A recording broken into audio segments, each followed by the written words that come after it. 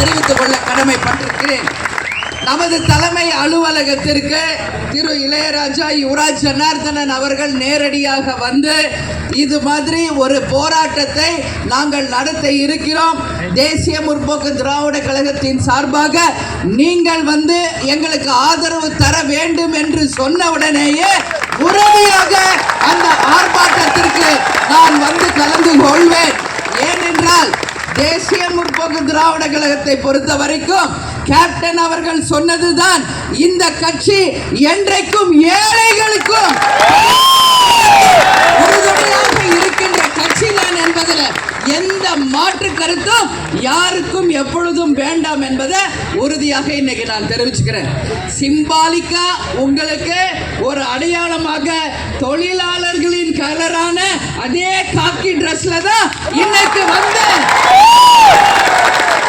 இந்த ஆர்ப்பாட்டத்தில் கலந்து கொண்டு தொழிலாளர்களுக்கெல்லாம் என்னைக்கும் தேமுதிக உறுதியாக இருக்கும் என்பதை இன்றைக்கு நாங்கள் சொல்ல வந்திருக்கிறோம். இன்னைக்கு கேங்மேன் தொழிலாளர்களாகிய உங்களுக்கு நான் சொல்றது ஒரு விஷயம், அரசாங்கத்துக்கிட்ட உறுதியாக உங்களுடைய பிரச்சனையை நாங்கள் கொண்டு செல்வோம்.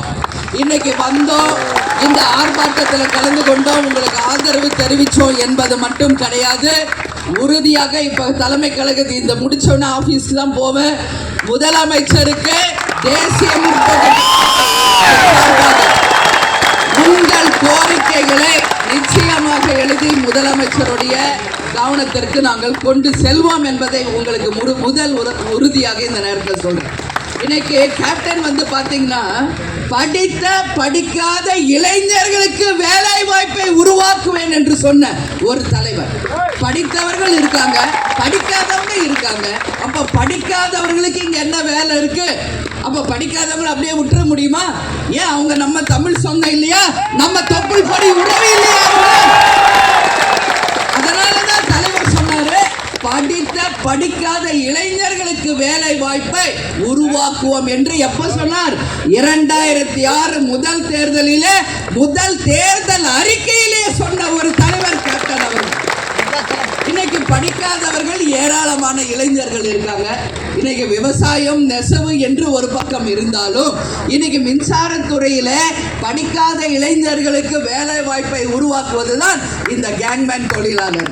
இன்னைக்கு படித்தவர்களுக்கே வேலை இல்லைன்றப்போ படிக்காதவர்களுடைய வேலைக்கு படிச்சவங்களை போட்டுறாங்க.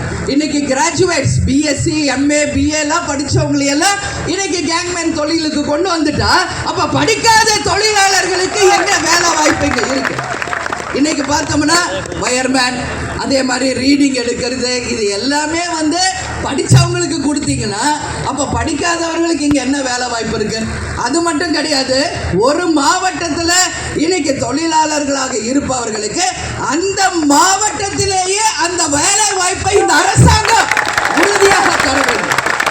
என்னிடம் ஆபீஸுக்கு வந்தபோது நம்ம இந்த நிர்வாகிகள் என்று சொன்னது, இன்னைக்கு தஞ்சாவூர்ல இருக்கிறவங்களை தூக்கி கன்னியாகுமரியில போடுறாங்க, கன்னியாகுமரியில இருக்கிறவங்களை எடுத்து கடலூர்ல போடுறாங்க, கடலூர்ல இருக்கிறவங்களை எடுத்து சென்னையில போடுறாங்க. இப்படி இருந்தா எப்படி? அந்தந்த மாவட்டத்தில் அந்தந்த மின்சாரத்துறையில அந்தந்த தொழிலாளர்களை அந்த மாவட்டத்திலேயே பணி அமர்த்த வேண்டும் என்ற முதல் கோரிக்கையை நிச்சயமாக